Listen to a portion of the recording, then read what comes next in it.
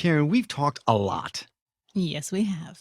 but specifically, you make it sound like we talked all the time. We talk too much. All the We do time. talk too much, yeah.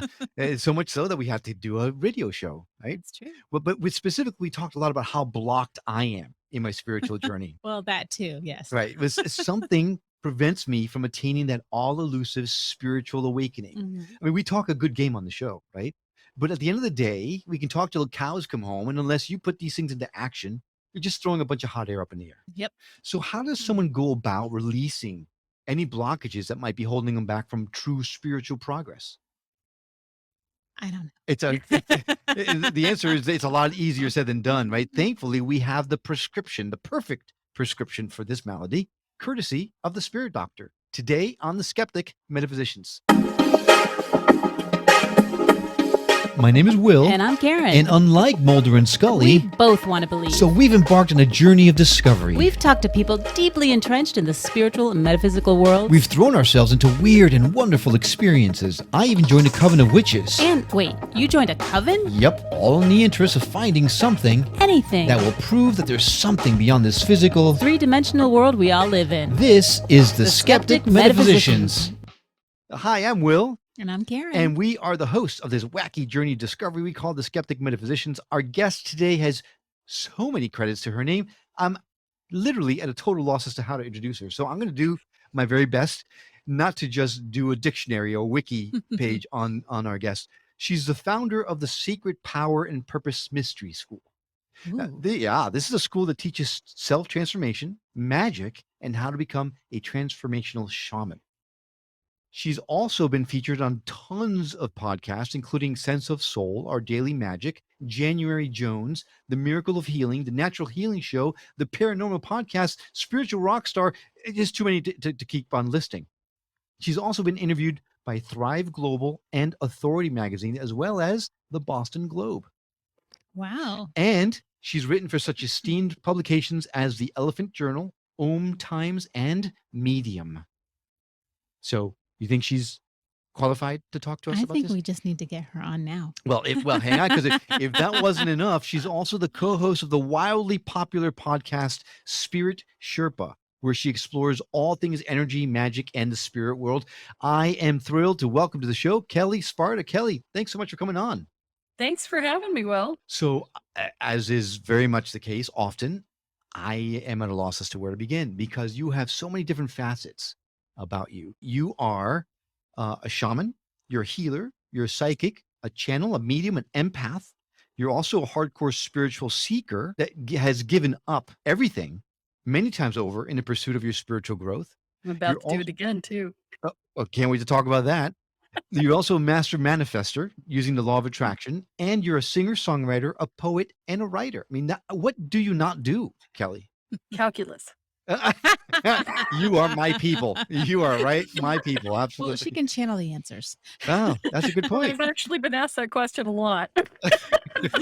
I suck at calculus. Well, we're going to talk.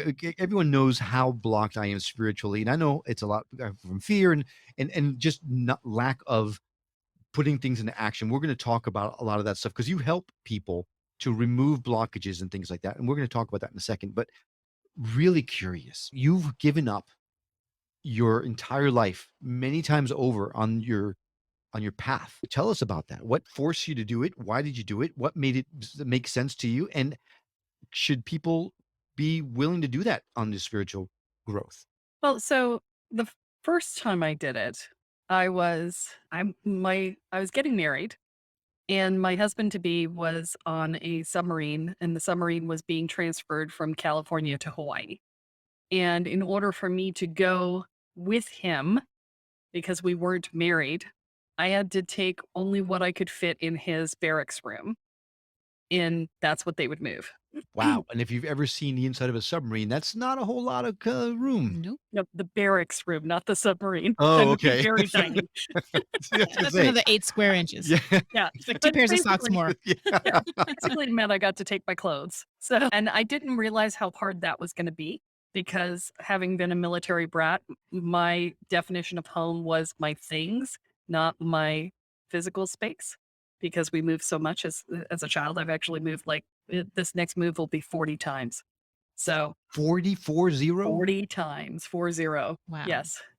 And so that one was pretty traumatic because I was suddenly cast adrift. And, I'm used to being in new places where I don't know people because of the military brat upbringing. But that one was really disorienting because my stuff was gone. So therefore, all my definition of home was gone. And so the second time I did it was when we were getting divorced. And at that time, I literally just leveled my life. And so I was 28 years old. I was having my Saturn return, which is massive upheaval time. And I had built the American dream. I had done everything that I was supposed to do. I was, a pillar of my community, working as president of a nonprofit. I was a successful business owner. I had a beautiful husband and a hot husband.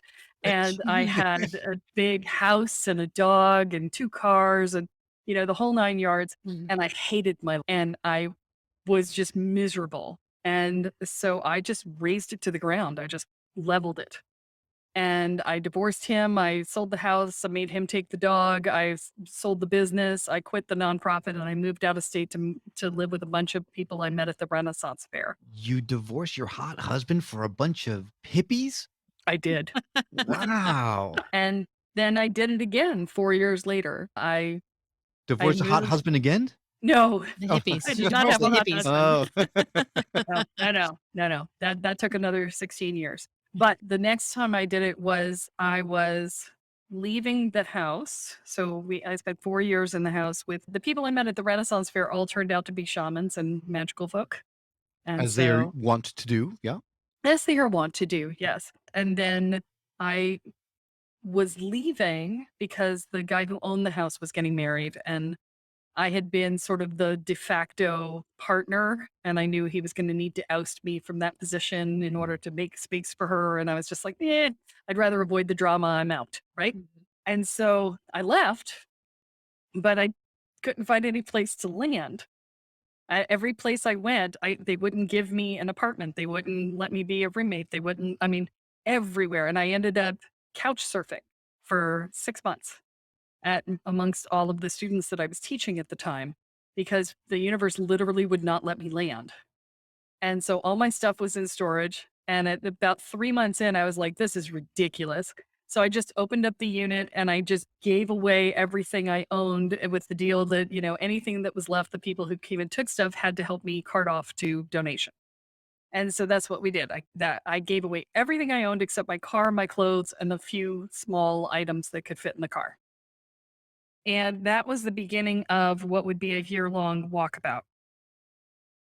And I would go 14,000 miles in my car in all around the country, living on $350 a month of unemployment insurance and the kindness of strangers. Hmm. Wow.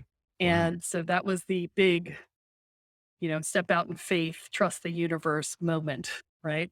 And then, over time, I've done iterations of the life that I want since then. And right now, I'm in the process of literally letting go of everything I own again. We have just signed a contract for an estate sale to come in and sell everything we own because we're moving to Panama.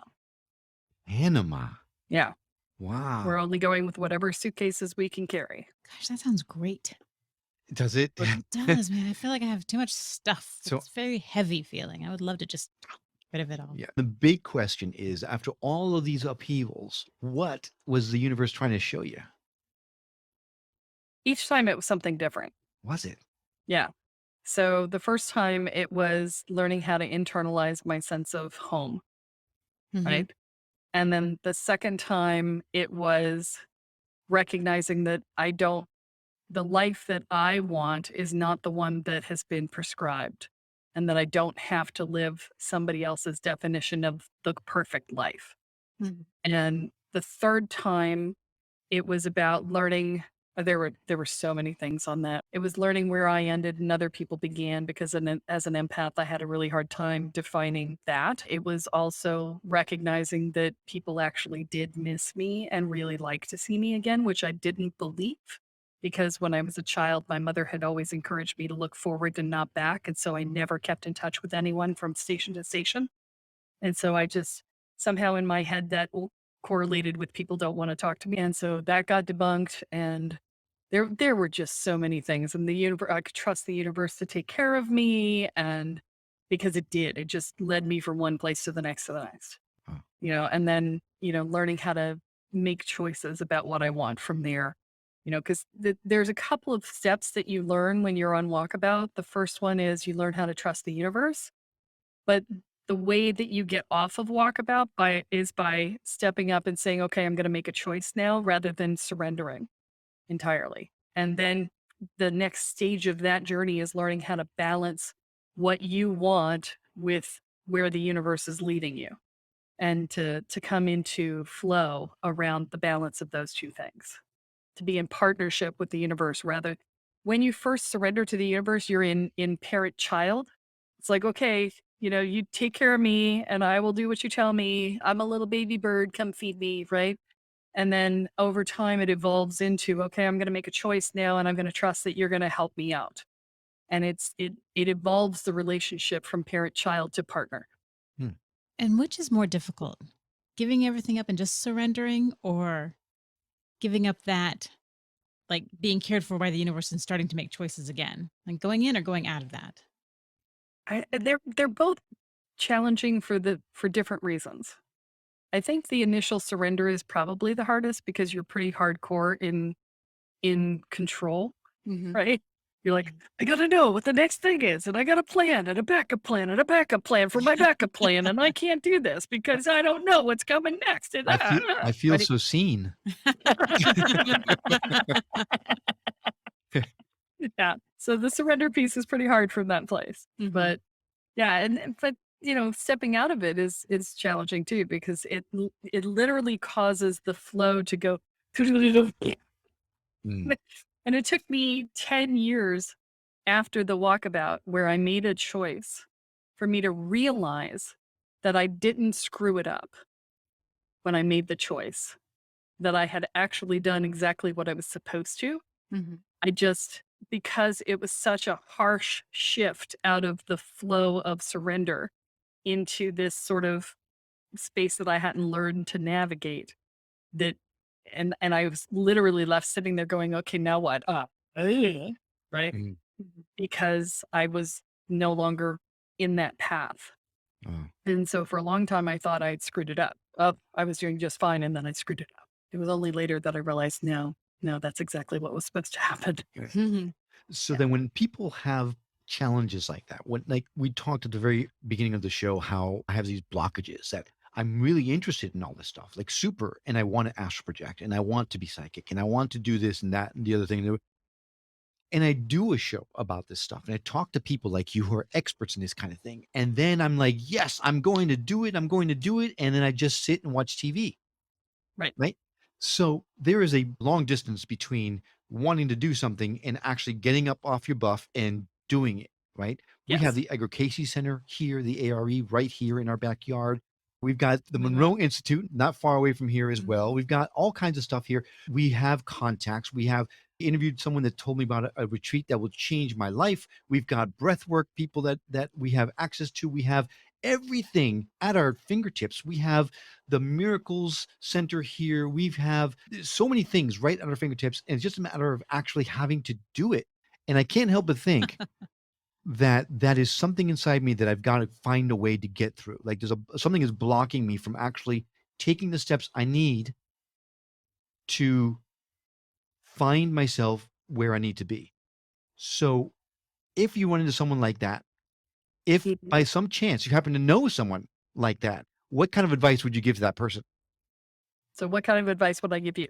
Yes. Look at the time. Anyway, yeah. But Yeah. anyway, theoretically, sure. What advice would you give me? So, when we don't do things, there's two reasons. Either we're really not that interested or we're terrified.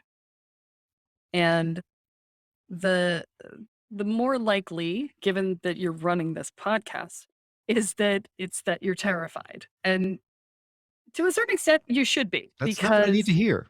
Yeah, hey, this is the thing about fear. If you don't look it straight in the face, then you're never going to get past it, right? So to a certain extent, you should be, because anytime you step into a spiritual growth path, you are looking to kill your ego. It's called a shamanic death.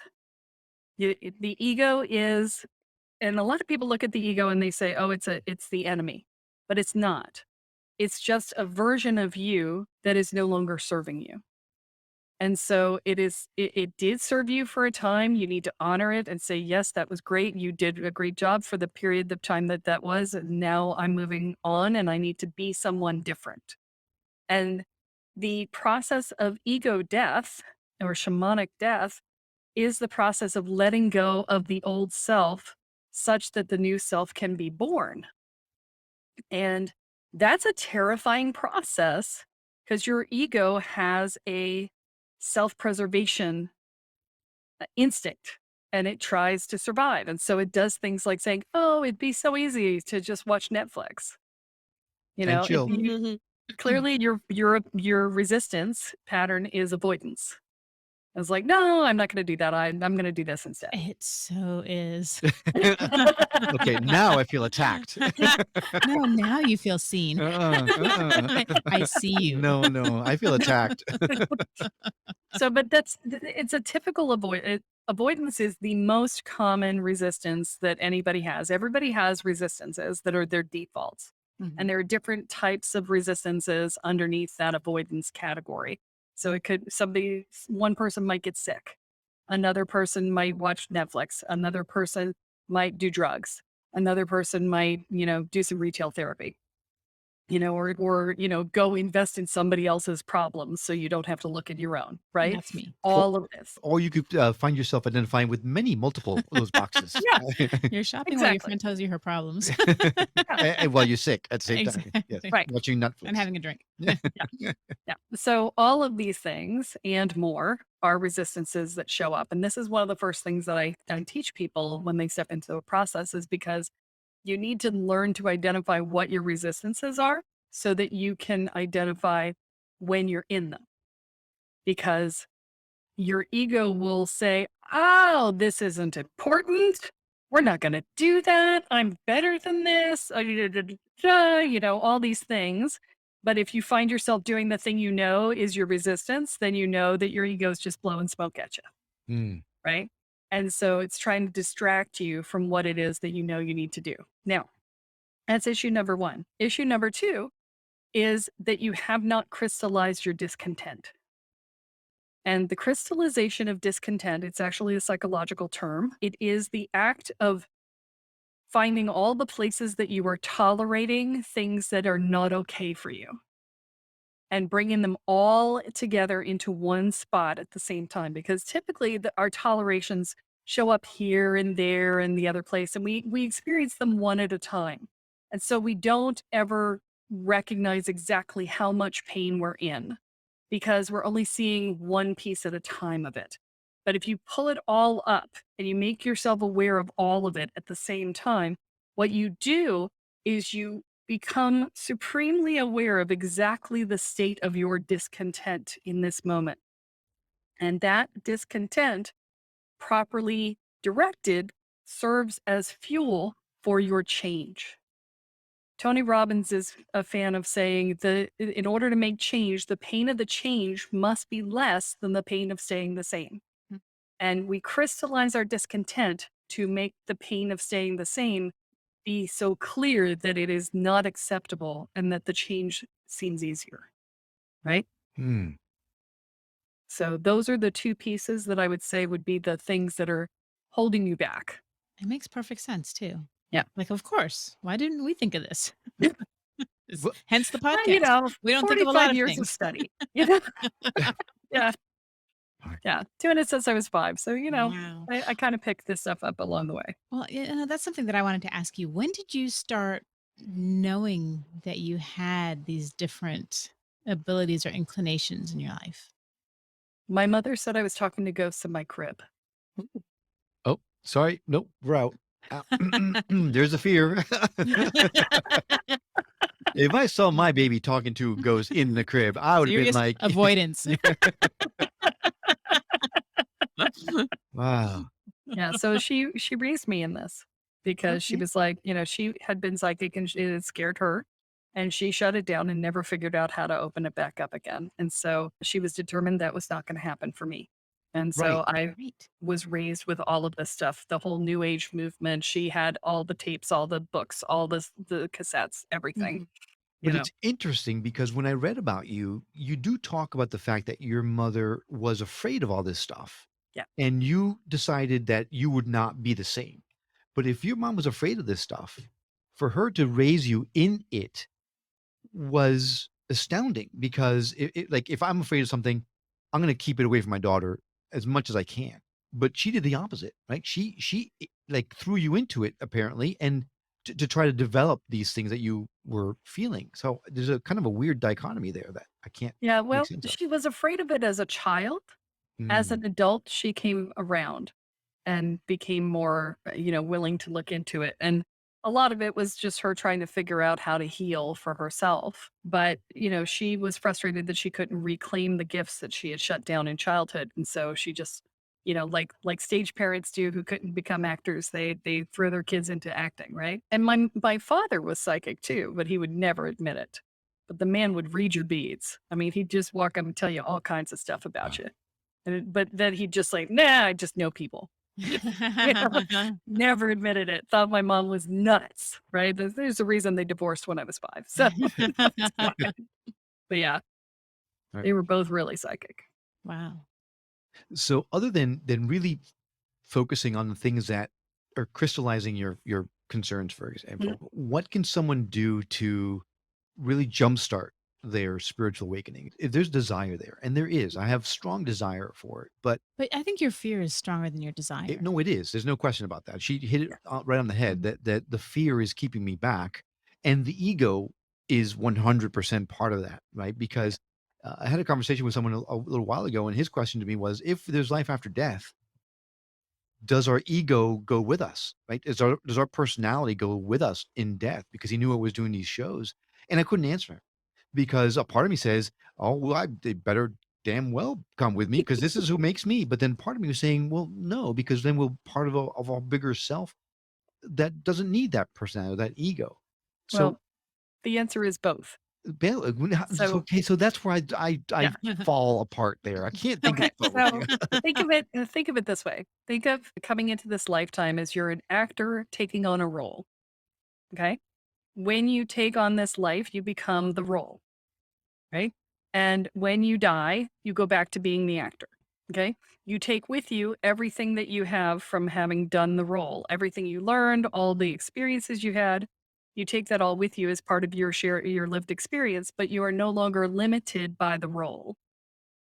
And so initially, when you first cross over, you will be you with a slightly broader perspective when you pass from physical reality to the astral plane.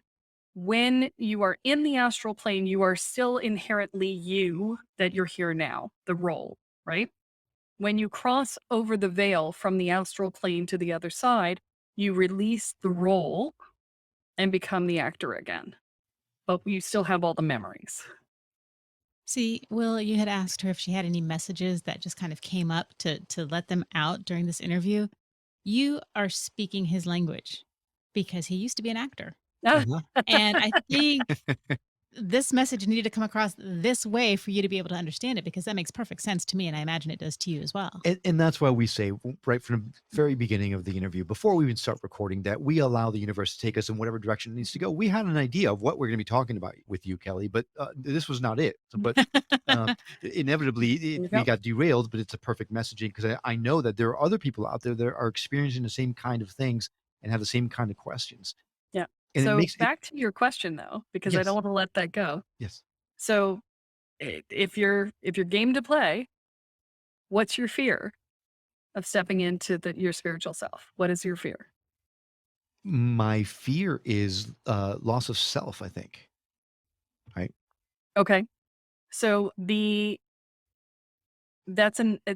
an ironic statement to say I'm going to step into my spiritual self, which is literally the act of stepping onto a spiritual path is about pulling out all the crap So if you think of yourself as an artesian well, right? Every single person on the planet is an artesian well. And for those who don't know, an artesian well automatically just spurts water up, right? It doesn't need a pump. It's got its own thing. It's just natural spring. And we're all artesian wells, and our experiences day to day put crap in the well. So the limiting experiences, the traumas, the challenges, the things people have told us about ourselves that we've believed, it all goes in, it's all garbage that goes into the well until the well no longer springs forth. And it's just now it's all this stuff is holding the well down, and the only water that's available to us is the rainwater that's caught by the garbage. Okay. Mm, And if you think about the spring water, that's spirit, right? And so all a spiritual path is taking the garbage out of the well until spirit can spring forth. And in actuality, you're uncovering yourself. It is an act of uncovering the authentic you. And it is who you have always been and who you will always be. And so it's not an actual loss of self, it's a recovery of self. mm. You have a beautiful way of explaining things that give the perfect visual and the greatest allegories. But the show's name is The Skeptic Metaphysician, so I've got to ask the question, right? Knock yourself out. You've got a lot of information that you're bringing out that makes a lot of sense, Mhm. but how do you know?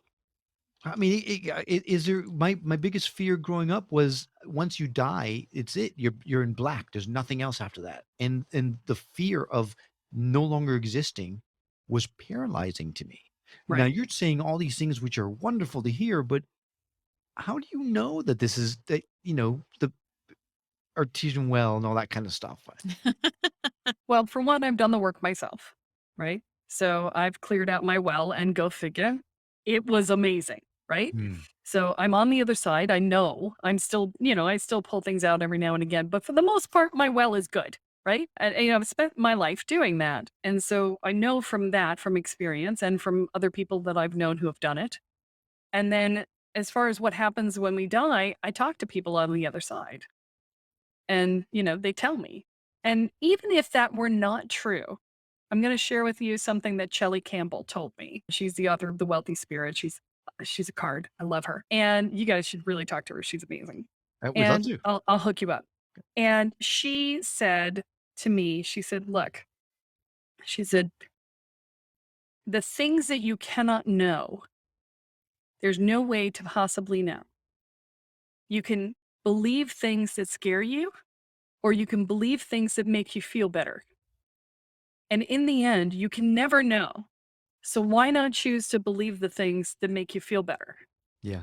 And I was like, well, shit, yeah, why You, not? we've got to get Shelly and Karen together because I can't tell you the amount of times she said the exact same message to me, for God's sakes.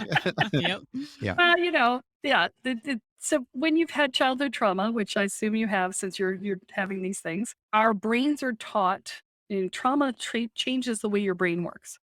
And part of the challenge of stepping into this work is learning how to reprogram your brain to operate on a more healthy fashion.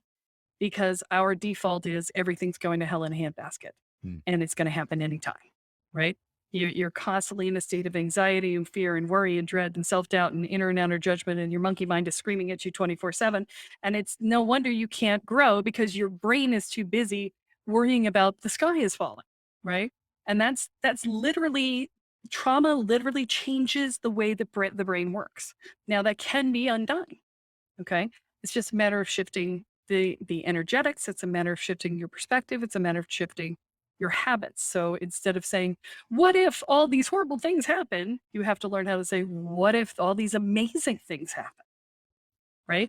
And it's just changing the pattern and the pathway. And some of it's discipline and some of it's energetic because, when you have a challenged childhood, the other thing you do is you become an empath. You feel what other people feel.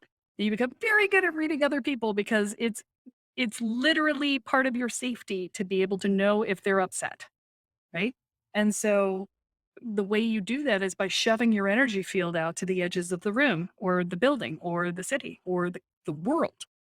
And that puts everybody else inside your energy field, which allows you to monitor them on a regular basis, but it also means you have no defenses against them. And so you feel unsafe on a regular basis because you're Mm. constantly not you. You're everybody but you because you become second to everything else because that's how you keep yourself quote unquote safe. Wow, Kelly, you came on the show for me. You are here for me. Holy smokes. Yep. I never put two and two together like that, but absolutely it makes perfect sense. That energy field expanding. My entire life, I've not felt like my mom calls me the chameleon Yeah. Well, you because call yourself that. because my mom called me all the time. It's been programmed into me because you're right. I gauge a room, and the big joke is my parents are Cuban. I was born in Puerto Rico. I was raised in Connecticut. I had an Argentinian uncle. So if I'm in a room full of Cubans, well, my parents are Cuban. If I'm in a Right. room full of Puerto Ricans, hey, I was born in Puerto Rico.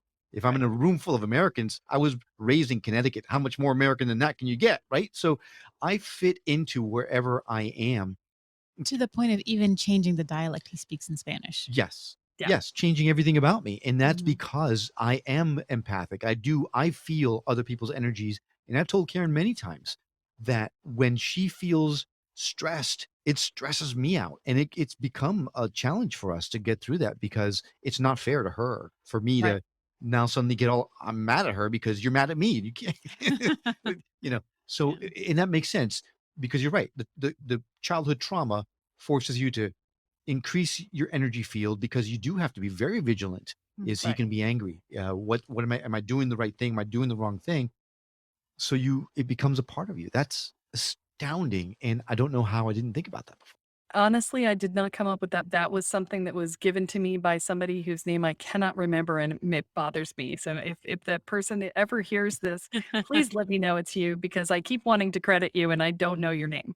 So, but yeah, it was a revolution for me too. It was just like, wow, yes, that's exactly what I do. And, I had the exact same thing. I was a chameleon. I actually got called on it once. I went to a party that a friend of mine had set up, and she was like, okay, we'll go together. And then at the last second, she bailed and said, oh, but you need to go because they're expecting you. And so I'm showing up to this room full of Renaissance fair people that I've never met before to come and stay with them. Wow. And I'm like, okay, so I bought Entenmann's and I showed up at the door, right? And I walked in and I did what I do. I blended, right? I adjusted my energy field. I made myself feel like I felt like everybody else and I just assumed that I was part of the group. And like an hour later, somebody looked at me and said, "Wait a minute." And I was like, "What?" And they said, "You have only been here for an hour. We have been friends for 10 years. You feel like you have been part of the group for the entire time. How did you do that?" Magic, witchcraft. I didn't have an answer. I went, "Ancient Chinese secret." That is the perfect answer. Had no idea. I stole from Calgon, right? I just like, have no idea the answer to that question because it was just how I was. And, I can connect with people from a lot of different places, but I'm always inherently me. I'm no longer somebody different to each person. So I assume that you help people with that kind of thing Like because that's I'm exactly assuming it. this is something that can be fixed, for lack of a Yeah. better word. Yeah. That's what I did for me. That's what I teach other people how to do. I actually teach people how to do it faster than I did it because it took me like 25 years. Long. And It's a long yeah, class. no, no time at all, really. And the biggest problem with spiritual work is that there's no freaking curriculum, right? And you have no idea what you're supposed to do in order to fix the problems that you have. And most of the time, you can't even name what the problems are because they're just so part of you that you're like, oh, that's a problem? I didn't even know that was a problem. What do you mean that's a problem? Right? Because when I was a chameleon, I was like, no, that's great. I can fit in with anybody. It's awesome for me, blah, blah, blah. But no, I didn't recognize that it was me not being me. Right. And so, every problem has a gift, every gift has a problem. And so you just have to be able to recognize it and decide what you want as you move forward. So yeah, that's what I do. And I shorten the distance because about 9/10 of the time, that you spend doing any of this work is try to figure out what the problem is, name the problem, and then find a solution for it. And so I take away all of that part of the search. And so I get things done in a tenth of the time with my students. So my 25-year journey is like 2.5 years. Wow. So it's really an accelerated path. That's fantastic. Yeah. Yep. Now you've got a book that's coming out. You. Yeah, it's out. It's out, right? It's out. Is that the Overachiever's Guide? Yes. Okay. So it's called the Overachiever's Guide to Nailing Your Spiritual Growth in Record Time, and that is exciting to me. So tell me about the book. Well, it's the curriculum. Remember I said there's no curriculum? I wrote it. I got tired Yay! of there being no curriculum, so I wrote it. Now there is. Now there is, right? It is the overview of how we heal first, and then how we grow, right? And so it goes through the stages of healing, and those stages are the very first stage is what we were just talking about, which is freeing up bandwidth, basically, because you've got to find a sense of emotional and energetic safety, right? Because until you do, you're spending all your time going, what's coming? What's coming? What's coming? What's going to be next? I don't know. I don't know. I don't know. Right. And so when you spend all your time doing that, you have no energy to do anything else. And so that's the very first step. And then the second step is to solidify your sense of self, which is also your personal power, your energetic container, right? And that's about claiming your space and setting your boundaries and owning your power and internalizing your sense of value so that you don't have to ask for validation from others and learning how to love yourself. And by the way, love yourself does not mean high self-esteem. It means I am lovable when I'm doing nothing. I am. Yeah. But only when I'm doing nothing. No comment. and then the third step is doing the shadow work that everybody tries to make their first step. It's unwinding all the stories and the buttons and the triggers and the things that send you from 0 to 150 in 5 seconds flat, right? It's unwinding all of that so that you can learn how to just be and be peaceful and not constantly be like, what's coming? I don't know, right? And once you've done that, then you can actually start to expand and to grow and to evolve. And yes, you'll do some more shadow work along the way. You're never done with your shadow work, but it becomes fewer and further between the further along the path you get. And you become more adept at doing it. So it's much smoother of a process the further along you get. Well, this sounds like it is the next book on my list. I was thinking just that. Absolutely. Well, is there anything that we haven't talked about that you want to make sure that our audience gets? Yeah. The world is waking up right now. And it has been for the last couple of years. And I'm seeing this more and more often with people who are just like, I'm seeing things and I'm hearing things and I'm sensing things that I didn't sense before. And I'm not nuts, am I? I'm not nuts, right? Right? Right? And the answer is no, you're not nuts. Okay. The veil between the worlds is getting thinner. We are all waking up. The process of the pandemic has brought us into our universal hermitage where we all were pulled back from the world to be forced to look at ourselves, right? And that is always the stage before an evolutionary leap. We always retreat to ourselves before we leap forward. And so a lot of people are going through this awakening right now. And so the first thing I want to say is when you step into an awakening, the very first thing that you feel aside from holy crap, is you start to get a sense of what your mission is on the planet. And it feels freaking huge and overwhelming. Like there's no way you could possibly do this. And you're terrified. And what I want to say is that happens to everyone. And, you're sitting there and you're thinking, okay, I can't do this. And you're right. Right now, you can't do this. And you're not supposed to. Right now, you're just supposed to take the next step. You will not be asked to step into that mission until your journey has made you into the person that you need to be to fulfill it. And speaking as the person who 25 years ago stepped in and went, holy crap, because my mission seemed freaking huge. And 25 years later, I'm going, yeah, I could do that. Right. So the journey gets you to the place you need to be in order to fulfill the mission. So let go of the worries about, can I be that person? That's not your problem right now. Your problem right now is to just take the next step. Okay. And just have faith that the journey will get you there. That's perfect. Now, last question. It just occurred to me as we're talking. We're talking about fear. Part of my biggest fear is because of all the books that you read and talk about all the critters that go bump in the night in Hollywood, making things. You just mentioned, I hear things, I see things, and I'm freaking out. Part of my fear is that there are entities out there that I may not want to be in contact with, that may freak me out if I happen to see them. Is there anything to fear? Yes. Darn it. Man. Sorry. Not what you're hoping for. I'm sorry. So here's the thing, right? And this is the other piece that I talk to people about, is that as you're awakening, the very first thing you want to do is not to master your gift. The very first thing you want to learn how to do is how to turn it off.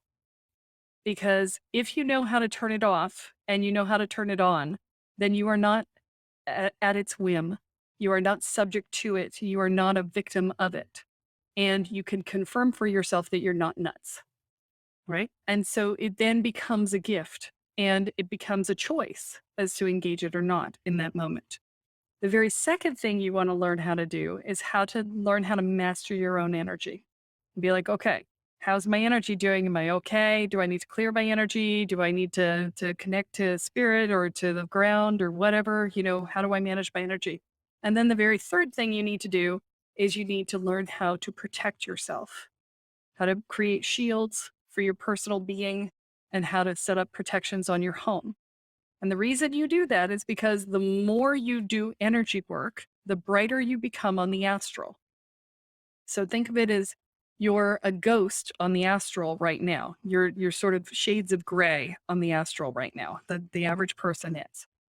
And as you become more conscious, you brighten and you become more substantial on the astral. And then things on the astral will start to interact with you. And just like if you were walking through a city, there are good neighborhoods and there are bad neighborhoods. And just like in the city, there are people who will help you and there will people who will mug you, right? And it's the same. We put a lot of extra angst onto it because it's something we don't see, right? That it's not we're not fully cognizant of that space yet. And because horror movies, yeah. Exactly. Yeah. But in actuality, there are things that go bump in the night, just like there are people who go bump in the night here, right? And the likelihood of running into them is directly proportional to how much energy you spend doing energy work and how little protections you have, right? That's why one of the very first things that happens when people sign up for my programs is I put a protection sign on them. I put a sign on the astral that says, mess with this person, you're messing with me. Check with the grapevine before choosing and choose wisely, right? Because I will fuck you up, right? So yeah. We found the title to the show, to the episode. But I put that up only until the students can protect themselves, because ultimately they need to protect themselves. Mhm. I'm not going to be around forever. I'm not going to be able to protect every single person who ever comes through my programs in perpetuity. It's just simply I'm going to shepherd you through this process until you can stand on your own 2 feet and be the badass that you're meant to be, right? And there's I'll tell you the secret about magic. You want to know? Yes. All right. We're All right. if hunting Here's the right now. secret about magic that nobody believes, but it is very simple. If you can see it and you can focus on it and you can intend it and believe that you can make it so, it is. That is all it takes. There's nothing surprising or, secretive or anything else. Magic is focused intent to a particular outcome. That's all it is. And we make it harder than it has to be because we need the pomp and circumstance to believe it, right? But that is all it is. And so You will be a badass on the spiritual plane the moment you believe that you're the biggest bad in the room. That is a loaded statement because there's a long road between getting here and getting there, right? No, actually, it's just a decision. Oh, look at that. Well, we're going long, but so Sorry. I get it. I hear it. I've heard that message before. Benji Shearer came to talk to us about this stuff, the whole law manifestation thing. I get, I understand the emotional content that has to be involved there, but Mm, I am in the process right now of reading the Moses Code, and I'm trying to follow the Moses Code. And it's all about the I am that I am, and making things happen and all that kind of stuff. And I understand the words I'm reading, but when I try to put the exercises into action, I'm trying my hardest to see it and believe it and feel it and live right. You're it. trying. That's the problem. That's the thing. But how do Yeah. you stop trying? Because there's a little like the monkey brain inside me going, "What if it's not going to work? Maybe it's not going to work. It's Right. not going to work. Maybe it's not going to work. Hey, what if it doesn't work?" Right? It's like, What if it shut up. works amazingly well? Right. And I'm trying to do that, Right. but Yeah. maybe Well, and maybe that again, that's the fear piece, right? That's the early stages of how you deal with that, right? That's your trauma brains talking, right? So you have to unwind the trauma brain to get past that. But ultimately, it's a decision that you just go, under no circumstances will anything ever have the right to mess with me ever again. Do you feel the declaration there? I do. Mhm. So like, bang. That is all it takes. I do, but you're the badass that'll fuck somebody up where I'm just a newbie guy. Why do you think I am the badass will fuck somebody up? Right? It's because I had that intent. It's like, oh, hell no. Mhm. You know, it's a fuck around and find out kind of thing, right? Mm, right. It's that thing. So it's, you know, one of the gifts that I actually had early on that allowed me to get here faster was the fact that I have this intense confidence. I may have it was a belief in my ability to adapt. And I think that was because of the military and the constant having to adapt and having Mhm. to figure it out and whatever. And I was just like, whatever, I'll figure it out. Right. And that was my mantra is I'll just figure it out. Right. And because I got so good at figuring it out, I was just like, yeah, I got this. And I, even when I didn't have it, I would tell myself I had it. Right. So we're in Italy in 2015 and we're on our honeymoon and we're on a bus that we don't speak Italian. He doesn't speak English. And I'm trying to figure out where we're going. And I'm like, Poggi Bonsi, Poggi Bonsi. And he's like, yeah, yeah, yeah, yeah, yeah. I'm like, are we there yet? I keep thinking we're gonna miss it. We're gonna miss it. I keep bugging him. And he finally the minute we pull into Poggi Bonsi, he doesn't drop me at the station. He drops me at a traffic circle and in like just a traffic circle, right? And so we're having to walk away to some, you know, restaurant that also doesn't speak English because they didn't take us to the station because I irritated him, right? and, and I'm sitting here and I'm like, okay, we don't speak English. My husband is having a minor heart attack behind me because he's like, oh, what are we gonna do? I'm like, yeah, I'll figure it out, right? And I just went to the biggest guy I could find because they're always the ones who like to protect people. And I went, Stazione. And he's like, oh, no, no, no, no, no. I was like, I don't speak English, right? And he's like, oh, oh, due, due, and then a whole lot of Italian. And then he's like pantomiming, going underneath something and around and whatever. And my husband looks at me, he's like, what? I said, I think we go 2 streets down, take a left, and then we go under something. I don't know what. And he's like, what if we get lost? I'm like, well, ask somebody else. It'll be fine. It's figure outable, right? Yeah. Right. It's okay. We'll make it work. And we got there. It was not a problem. Didn't even have to ask directions the second time. But that's the thing, right? You just keep going. And you're like, it'll be fine. It'll make it work. It'll be Right. fine. So at the end of the day, it'll be fine. It'll be fine. It'll The be fine. universe looks out for you. You live a charmed life. You just don't acknowledge it most of the time.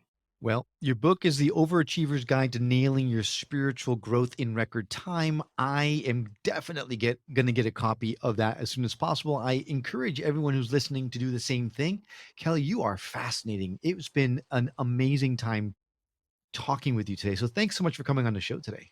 Thanks for having me. Now, we're going to put direct links to your website and all your social media platforms in our show notes. So all you need to do is go to skepticmetaphysician.com, go to our episode page, find Kelle's episode, and you will see all of her information right there. It's just a click away. You can just contact her, connect with her immediately just by clicking on the link. So again, thanks for coming on the show. My pleasure. Thanks for having me. This was a blast. Yeah. I knew it would be. We did too. And thanks for coming along on this journey of discovery with us. Hey, we'd really love it if you do us a huge favor and help us get the show into the hands of those that would really benefit from it. If you know of anyone that you think would enjoy our conversations, please share the show with them. And if you're listening to this on the radio and miss anything, not to worry, all of our shows, including this one, can be found at skepticmetaphysician.com, where you can also watch the videos or even send us email or voicemails directly from the site. We absolutely love feedback and would appreciate hearing from you. So I hope you've enjoyed the episode as much as we have. That's all for now, but we'll see you on the next episode of The Skeptic Metaphysicians. Until then, take care.